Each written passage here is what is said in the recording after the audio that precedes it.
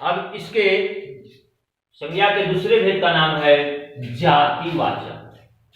तो स्पष्ट है कि जिस संज्ञा से संपूर्ण जाति का बोध हो, संपूर्ण जाति का बोध हो, उसे जातिवाचक संज्ञा कहते हैं।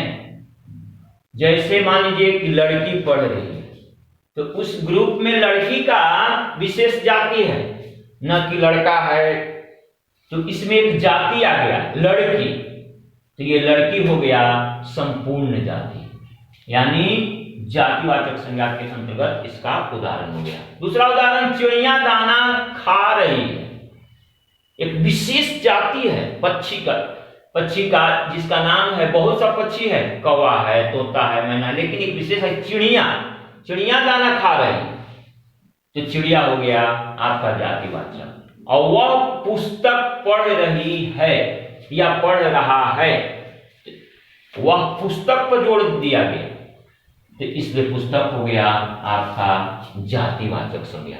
और इसी के दो भेद होते हैं, जातिवाचक संज्ञा के दो भेद होते हैं। हम लोग इनको ले लेते हैं तीसरा चौथा में, द्रव्यवाचक और समूहवाचक। नहीं, जातिवाचक संज्ञा के दो भेद होते हैं। फर्स्ट का नाम है, पहला का नाम है द्रव्यवाचक संज्ञा। तो द्रव्य का अर्थ होता है पदार्थ जी, यानी जिस संज्ञा से कोई पदार्थ, द्रव्य, धातु का बोध हो, उसे द्रव्यवाचक संज्ञा कहते हैं। जैसे सोना एक द्रव्य है, धातु है, पदार्थ है, लोहा। अब 2 किलो चावल हो गया, तो द्रव्य आ गया चावल भी आपका द्रव्य है। इसी प्रकार से इसके दूसरे भेद होते हैं, उसका नाम है समूहवाचक या समुदायवाचक भी इसको कहते हैं। इसलिए इसकी परिभाषा होती है, जिस संज्ञा से पूरे समूह, जितना ग्रुप है उसका समूह का बोध हो, उसे समुदायवाचक या समूहवाचक संज्ञा कहते हैं। जैसे हाथियों का झुंड है, बहुत सारा हाथी है, तो उसको बोलेंगे झुंड, समूह हो गया। तो यहां पर झुंड जो है एक समूह हो गया, किसका भाई? तो हाथियों का। अब पुलिस का दल चलता है, लेफ्ट राइट करते में पुलिस बहुत सारा चलता है, तो कौन चीज में चलता है? तो दल में चलता है, उस समूह का नाम है दल होता है जी। और चाबियां एक गुच्छा देखे होंगे, चाबियों को, बहुत सारे चाबियों को एक गुच्छा में रखते हैं, तो चाबियों का समूह हो गया गुच्छा। इस प्रकार से जातिवाचक संज्ञा की परिभाषा बताएं, जातिवाचक के भेद बताएं, द्रव्यवाचक। अब लास्ट जो है तीसरा, इसी का नाम है भाववाचक संज्ञा।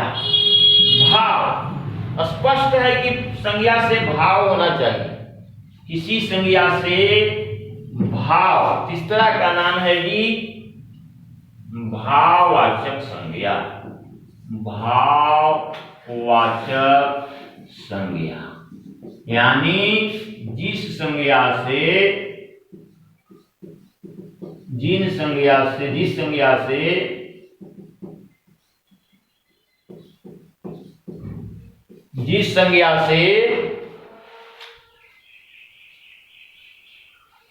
किसी गुण, स्थिति, दशा और भाव अथवा विशेषता के नाम का बोध कराने वाले शब्दों को भाववाचक संज्ञा कहते हैं। जिस संज्ञा से गुण, स्थिति, दशा, भाव अथवा विशेषता के नाम का बोध कराने वाले शब्द को भाववाचक संज्ञा कहा जाता है। भाववाचक संज्ञा कहा जाता है। एग्जाम्पल, जैसे अनुज हो गया, उदाहरण में अनुज पढ़ाई कर रहा है, अनुज पढ़ाई कर रहा है जी, पढ़ाई कर रहा है, पढ़ाई हो गया। तो इसमें अनुज की विशेषता हो गई जिस संज्ञा से गुण, स्थिति, दशा, उसकी दशा है अनुज का कैसा पर जोड़ दे रहा है, तो पढ़ाई पर जोड़ दे रहा है। तो ये दशा के अनुसार ये पढ़ाई हो गया भाववाचक संज्ञा। दूसरा एग्जाम्पल मान लीजिए, दूसरा है एग्जाम्पल मान लीजिए कि चीनी में मीठापन है, चीनी में मीठापन। अब किसकी ये गुण बता रहा है, चीनी का कैसा है, तो मीठापन है। यही मीठापन हो गया है आपका भाववाचक। बुढ़ापा, बुढ़ापा असहनीय है, असहनीय है।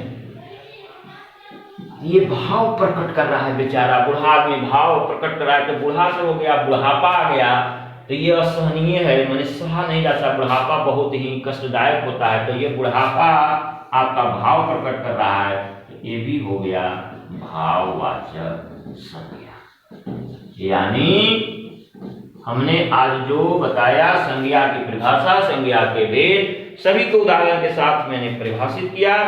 उम्मीद है कि आप इसको अच्छे से तैयारी करेंगे और घर पर इसको 1-2 बार रिवाइज अवश्य करेंगे और इसको लिखेंगे, समझेंगे। इसी शब्दों के साथ मैं अपने वाणी को ही विराम देता हूं।